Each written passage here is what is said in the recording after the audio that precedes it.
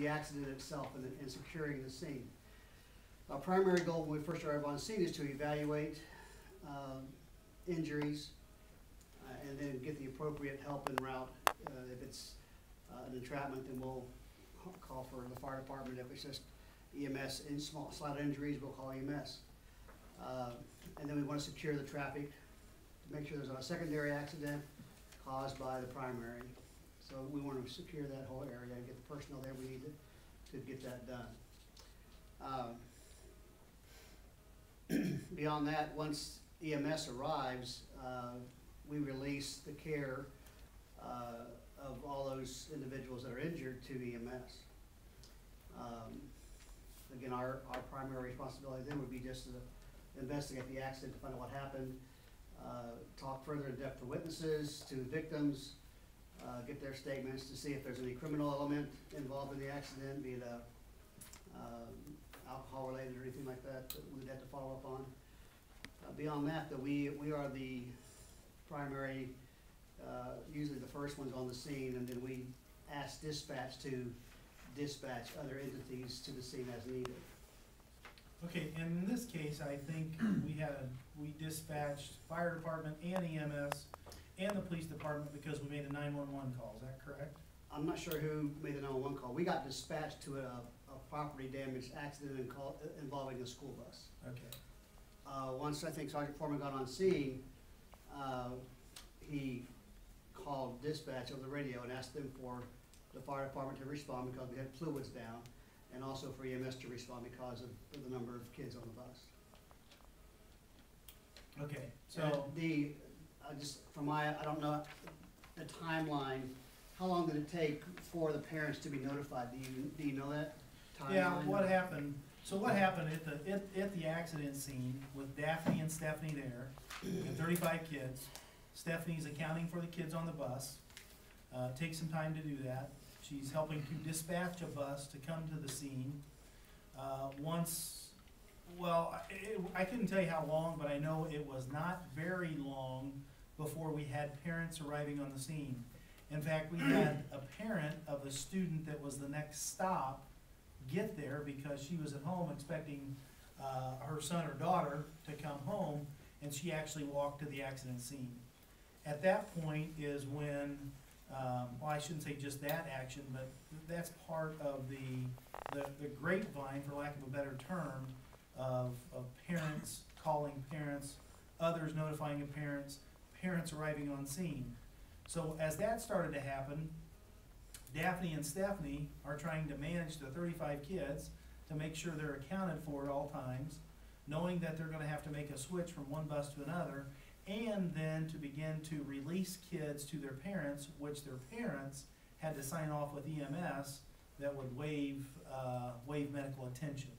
So Daphne and Stephanie are managing that. When the second bus that we had to move them to Bluffton was en route, then we started making calls, which was approximately 40 minutes after the accident. Give or take a few minutes. And I don't think that's unreasonable. From my perspective, I don't think that's unreasonable. Okay, so we did have some snafus from our end about trying to get a call back because we had 2 secretaries ready to make a call. Our phone system actually went automated at 4 o'clock. So at approximately 4:20, when we started to make calls back, Daphne's cell phone call back into her own school kept going into voicemail. So that was an issue, and that's an issue that we're going to work on resolving. But I guess one of the reasons why we're here is to figure out if 40 minutes is reasonable, can we somehow shorten that amount of time? And if we can shorten that amount of time, how much can we shorten it? And is there a point, and we're going to rely on you guys to help us, that making phone calls in that situation is actually counterproductive? Because I don't have the knowledge to know when is the right time. We know that the parents, if I'm a parent and my child's not where they're supposed to be, I'm going to get nervous. I completely understand that. And nobody argues that Daphne and Stephanie Rohr, and Tom was out there too, did all they could to ensure that the safety of the students. We just know when parents were getting a call, and when it finally came from us, the likelihood that they were gonna be upset because it took so long was gonna be high. And that's the feedback that we're getting. So, I can tell you in our crisis management plan about a bus transportation emergency situation is targeted more towards a field trip incident, something that's away from campus, off-site. Even in that, it doesn't specifically say a point in time that the school should be notifying parents. So what I would just like to do is get a sense, at least from the board and through the help of you guys, what would be the school's role in making phone calls in an accident situation, knowing that we have to talk about a property damage accident versus a very serious accident that could come up, and how do we write guidelines to make that as efficient, effective, and as soon as possible without being intrusive. And that, Tina Kraus, who's the EMA director, was supposed to be here this evening, called and apologized. She's stuck in the Bluffton Days parade. So, but she did send me a fax that she wanted to present to everybody. And it gives an outline of the EMS, so that way we can, I guess, we can get closer to Dr. Mills's quest here. Also, I asked Eddie Conant, the fire chief here at Ossian, to attend, and he is working in Fort Wayne right now. And the only thing that he asked me to convey is the Ossian Fire Department's main objective is when we get to the scene is to secure it, make sure everybody's safe. Any extractions we have to do, again, is the safety of the patients we're dealing with, and do immediate first aid until such time the EMS arrives. Upon that, then we assist them. When the EMS has loaded the patients or onto whatever proper vehicles to get to the hospital, then our job becomes cleanup after that time. The letter I presented to you from Tina, again, she apologizes, but she has some points in here I think is very important we discuss. It is always a complicated process for the EMS when dealing with a minor in nearly every situation. It further complicates when we have a whole busload of them.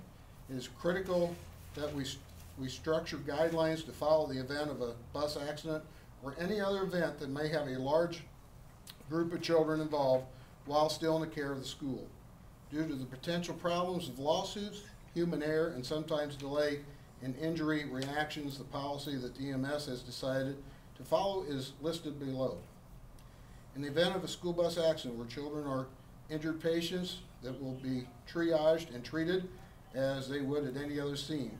All necessary resources will be brought to the scene to assure proper management and care of the victims, including additional ambulances, fire apparatus, helicopters, law enforcement. At any time there is personal injury, the EMS is in charge of the patients. Children under the age of 18 are not legally able to sign off themselves off, and EMS is not in a position to allow them to leave the scene on their own, nor will we release them to any non-custodial parent. The school in years past has sent a representative to the scene and has allowed them to sign for all the children staying. They do not want them to be medically treated. That opens up the school for major liability issues as well as the EMS, since the representative from the school is not medically trained to recognize potential non-obvious injuries. Since bus accidents are usually on the roadway, it is best to keep the students on the bus unless doing so would cause further harm. We ask the school board send a secondary bus to transport the non-injured or less injured children to the hospital. Upon arrival of the EMS, every student will be triaged for injury by a medic. We will get their name, age, sex, date of birth, as well as position where they were on the bus. The injured students will be transported in ambulances. Upon arrival of the second bus, the students will be transferred to the second bus. Medics will ride on the bus with the students to the hospital, where they will be further evaluated for injury, then dismissed to the custody of their parents. We understand that parents will be arriving at the scene, and we will do our best to help them understand the need of our procedures, but we will not take any large amount of time at the scene. The easiest way to make the program work will be for the school to notify parents in advance on the procedures that need to be taken. Students will be released at the scene to custodial parents if there is a personnel available to have proper documents signed that we have proof indeed they are the custodial parent. I understand this seems to be a very complicated process. 25 years ago was seen ridiculous and unheard of. However, in today's sue-happy world, EMS must protect our policies and also the patients that are in place in our care. Children are not restrained on school buses, and it would be very easy for a child to receive an injury that does not show up right away at the scene. It would be a horrible nightmare to have released a child thinking they have a bump on the head only to have the parents find them dead in their bed the next morning because of an underlying head bleeding. It is always better to be safe than sorry. As a parent and grandparent, I am not sure how I'd react if I saw my grandson looking at me through the bus window, crying, wanting me to sign them off and take them home. I am sure that it may take an army to hold me back, so I think the right thing would allow the parents on the bus with the children for a short time to calm the students down and to assure them that we are getting accurate information.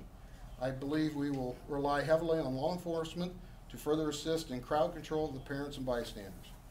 Please feel free to contact me tonight from the meeting with any questions, as I will be at the parade and for the opening of the street fair. Tina Kraus.